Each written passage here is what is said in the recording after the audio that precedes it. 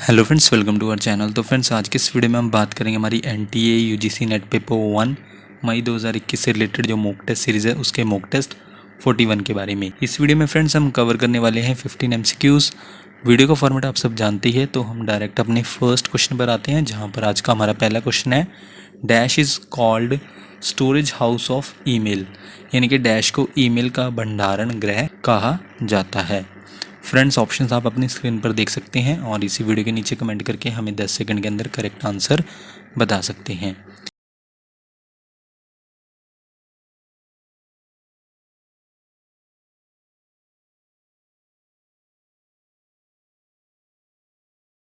इनमें से storage house of email कहा जाता है ऑप्शन सी, मेल बॉक्स को। ईमेल में इनबॉक्स, ड्राफ्ट्स, सेंट बॉक्स, ये सभी क्या है, storage house of email. Next question है question number second, dash messages is a feature where you can bookmark messages and quickly access them when needed. You can bookmark images, videos or other content and view them quickly.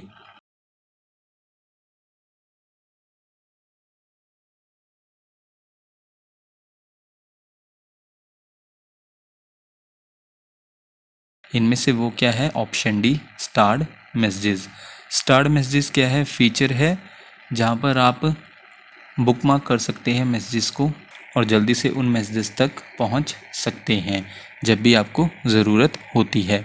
आप bookmark कर सकते हैं images को, videos को और जो other content होता है उसको बुकमार्क कर सकते हो और स्टार्ड मैसेजेस को जल्दी से देख सकते हो।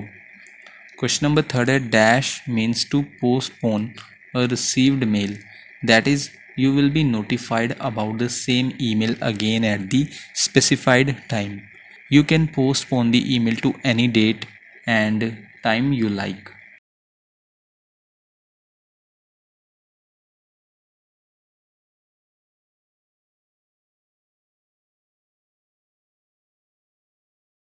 इस क्वेश्चन का करेक्ट आंसर है ऑप्शन सी, स्नूज या फिर स्नूज्ड। इसका मतलब क्या होता है कि आप पोस्टपोन कर सकते हो जो आपको रिसीव्ड हुआ है मेल उसको, यानी कि इसका मतलब ये होगा कि आपको नोटिफाइड कर दिया जाएगा, सूचित कर दिया जाएगा उसी सेम ईमेल के बारे में दोबारा से स्पेसिफाइड टाइम पर। और आप किसी भी रिसीव्ड ईमेल को किसी भी डेट और टाइम के लिए पोस्टपोन कर सकते हैं जो भी आपको सही लगता है। स्नूज़ का मतलब पोस्टपोन करना एक रिसीव्ड मेल को, जैसे आप स्नूज़ कर देते हो अलार्म को। नेक्स्ट क्वेश्चन है question number 4, the important documents, mails, data, attachments can be stored here. The created mail which is not sent is also stored in dash only.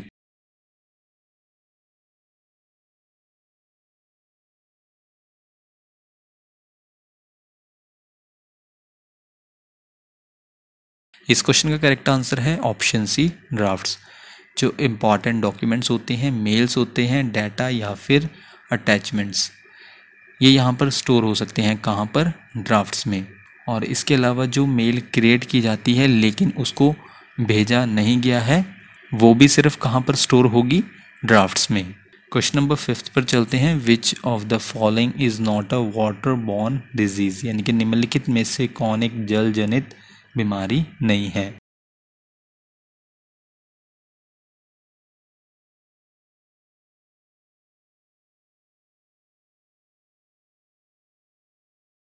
इनमें से वो है ऑप्शन बी, पार्किंसन डिजीज़। ये क्या है, एक water borne disease नहीं है। इसके अलावा option A cholera, option C gastroenteritis और ऑप्शन डी टाइफाइड, ये सभी क्या है, वाटर बॉर्न डिजीज़ हैं। सबसे पहले हम इनमें से बात कर लेते हैं जो वाटर बॉर्न डिजीज़ नहीं थी, ऑप्शन बी, पार्किंसन डिजीज़। ये हमारे सेंट्रल नर्वस सिस्टम यानी कि केंद्रीय तंत्रिका तंत्र का डिसऑर्डर है जो इफ़ेक्ट्स करता है, यानी कि प्रभावित करता है हमारी मूवमेंट को, यानी कि जो हमारी गति होती है उस पर असर डालता है, जिसमें अक्सर क्या शामिल होते हैं, ट्रेमर्स यानी कि झटके। पार्किंसन डिजीज़ है वो अक्सर कैसे स्टार्ट होती है, एक हाथ में ट्रेमर के साथ, यानी कि एक हाथ में झटके के साथ स्टार्ट होती है पार्किंसन डिजीज़।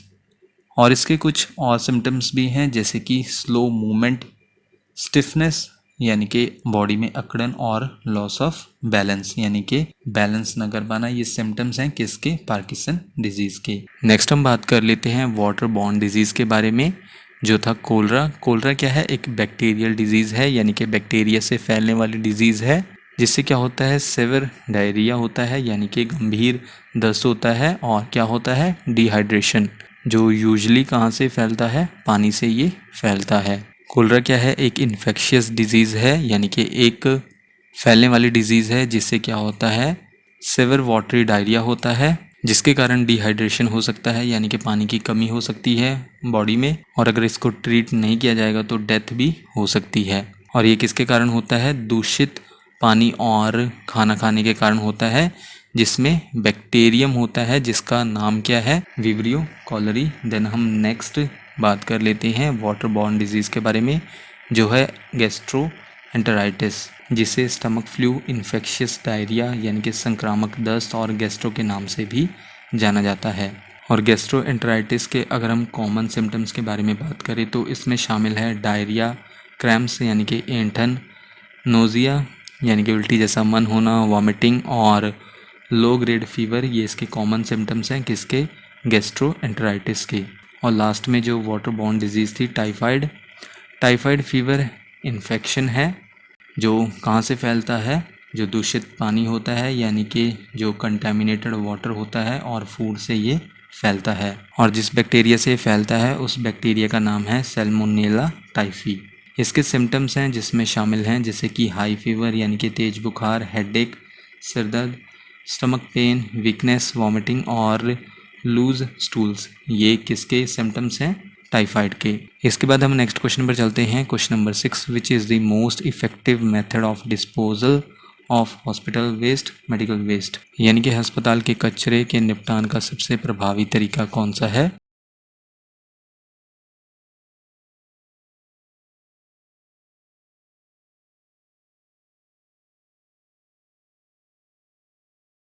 इनमें से वो है ऑप्शन बी, इंसिनरेशन यानी कि भस्मीकरण।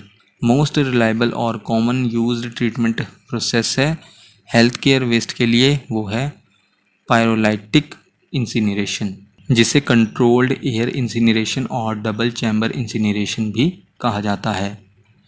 क्वेश्चन नंबर 7 में आपको बताना है, as of May 2020 there are dash national parks in India, यानी कि मई 2020 तक भारत में कितने राष्ट्रीय उद्यान हैं?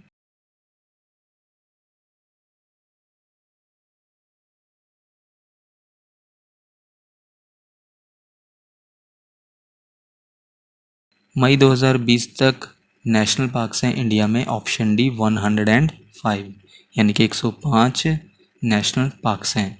नेक्स्ट क्वेश्चन है question number 8, how many sanctuaries are there in India in 2019, यानी कि 2019 में भारत में कितने अभयारण्य हैं?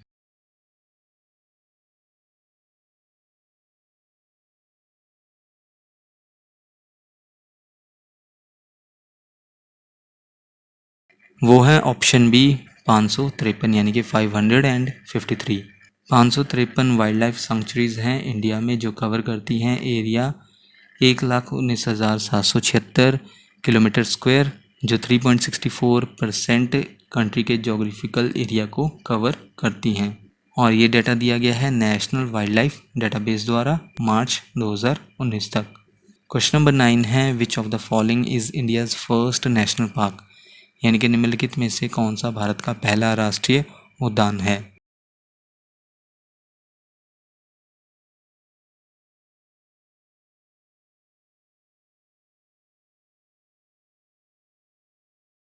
इनमें से वो है ऑप्शन सी, हेले नेशनल पार्क। इंडिया का फर्स्ट नेशनल पार्क इस्टेब्लिश किया गया था 1936 में, हेले नेशनल पार्क, जिसे अब जाना जाता है किस नाम से? जिम कॉर्बेट नेशनल पार्क के नाम से जाना जाता है, जो कहाँ पर है? उत्तराखंड में है। नेक्स्ट क्वेश्चन है question number 10, when was the wild life protection act enacted, यानी कि वन्य जीव संरक्षण अधिनियम कब लागू किया गया था? It is an act of the parliament of India enacted for protection of plants and animal species, यानी कि यह पौधों और जानवरों की प्रजातियों के संरक्षण के लिए अधिनियमित भारत की संसद का एक अधिनियम है।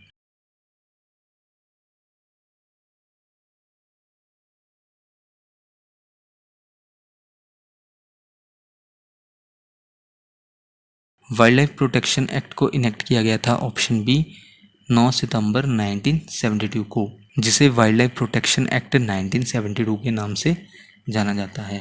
और फ्रेंड्स, नेक्स्ट क्वेश्चन से पहले हम आपको बता दें, अगर आप NTA UGC नेट पेपर 1 मई 2021 के लिए कंप्लीट कोर्स करना चाहते हैं तो आप ग्लोबल ऑनलाइन यूनिवर्सिटी ऐप को प्ले स्टोर से डाउनलोड कर सकते हैं, जहां पर आपको वीडियो लेक्चर्स मिल जाएंगे, 60 से ज़्यादा मॉक टेस्ट मिल जाएंगे और टॉपिक वाइज आपको वहां पर PDF भी मिल जाएगी, जहां पर आप अपने अकॉर्डिंग सब्सक्रिप्शन प्लान ले सकते हैं।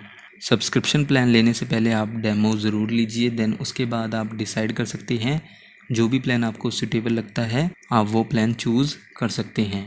ऐप का लिंक आपको इसी वीडियो के नीचे डिस्क्रिप्शन में मिल जाएगा और साथ ही साथ इसी वीडियो के नीचे टॉप कमेंट यानी कि जो इस वीडियो के नीचे पहला कमेंट होता है वहाँ पर भी आपको ऐप का लिंक मिल जाएगा, जहाँ पर आप लिंक पर क्लिक करके ऐप को डाउनलोड कर सकते हैं। हम अपने नेक्स्ट क्वेश्चन पर चलते हैं। Question number 11, eight which of the following places first global conference on depletion of ozone layer was held, यानी कि निम्नलिखित में से किस स्थान पर ओजोन परत की कमी पर पहला वैश्विक सम्मेलन आयोजित किया गया था।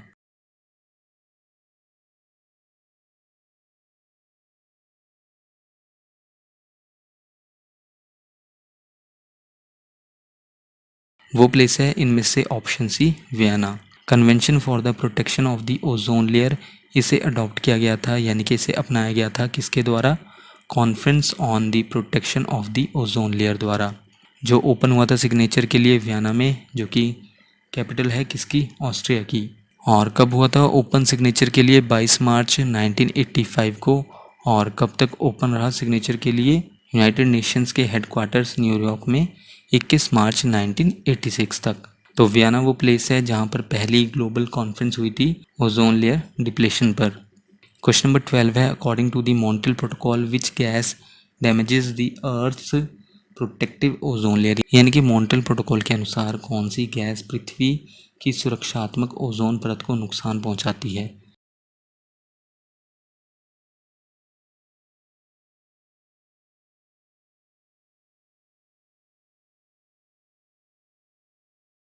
इनमें से वो गैस है ऑप्शन डी क्लोरोफ्लोरोकार्बन्स। किसके अकॉर्डिंग? मॉन्ट्रियल प्रोटोकॉल के अकॉर्डिंग ये गैस डैमेज करती है अर्थ की प्रोटेक्टिव ओजोन लेयर को। मॉन्ट्रियल प्रोटोकॉल इंटरनेशनल ट्रीटी है, यानी कि अंतर्राष्ट्रीय संधि है जिसे डिज़ाइन किया गया था ओजोन लेयर को प्रोटेक्ट करने के लिए। साइन हुई थी 16 सितंबर 1987 को और लागू हुई 1 जनवरी 1989 से। क्वेश्चन नंबर 13 है, the air prevention and control of pollution act was enacted by the government in dash, यानी कि सरकार द्वारा वायु प्रदूषण निवारण और नियंत्रण अधिनियम डैश में लागू किया गया था।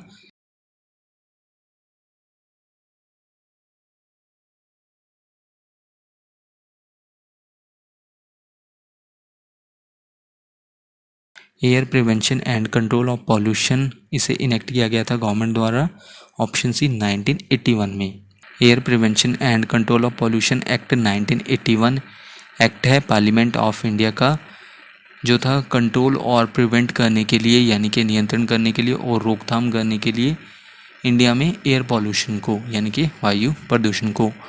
और इसे अमेंडेड किया गया, यानी कि संशोधित किया गया, इसमें कुछ इम्प्रूवमेंट्स किए गए, चेंजेस किए गए 1987 में।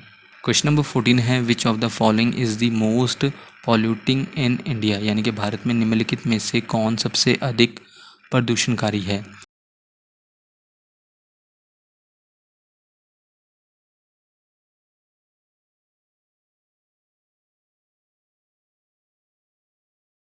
इनमें से वो है ऑप्शन बी स्टेशनरी सोर्सेज।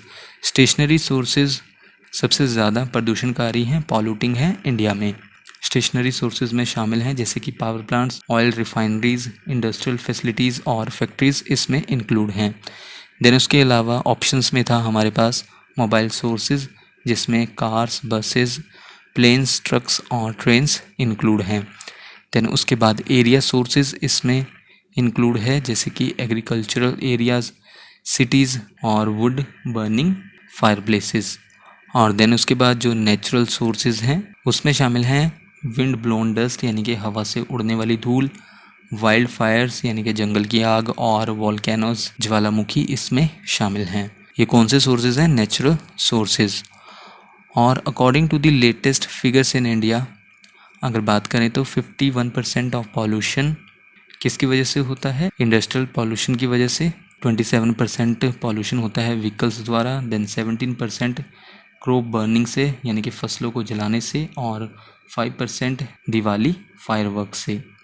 और फ्रेंड्स, हम अपने लास्ट क्वेश्चन पर चलते हैं। Question number 15, world environment day is celebrated on June 5 to mark the anniversary of the dash on environment on this day in 1972। यानी कि 1972 में इस दिन पर्यावरण पर डैश की वर्षगांठ को चिन्हित करने के लिए 5 जून को विश्व पर्यावरण दिवस मनाया जाता है।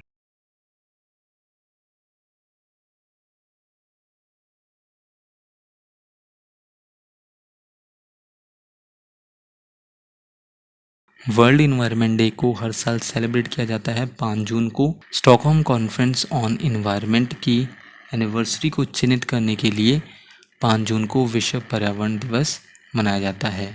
वर्ल्ड इन्वायरमेंट डे इसे इस्टेब्लिश किया गया था यूनाइटेड नेशंस जनरल असेंबली द्वारा 1972 में। फर्स्ट डे था किसका? Stockholm conference on the human environment का। देन 2 सालों बाद 1974 में पहला वर्ल्ड इन्वायरमेंट डे मनाया गया, जिसका थीम क्या था? Only one earth. तो फ्रेंड्स, ये थी हमारी आज की वीडियो। आप हमें इसी वीडियो के नीचे कमेंट करके बता सकते हैं कि आपने टोटल क्वेश्चंस यानी कि 15 क्वेश्चंस में से कितने क्वेश्चंस को करेक्ट मार्क किया। नेक्स्ट वीडियो आपको जल्दी चैनल पर मिल जाएगी। So thank you friends for watching this video.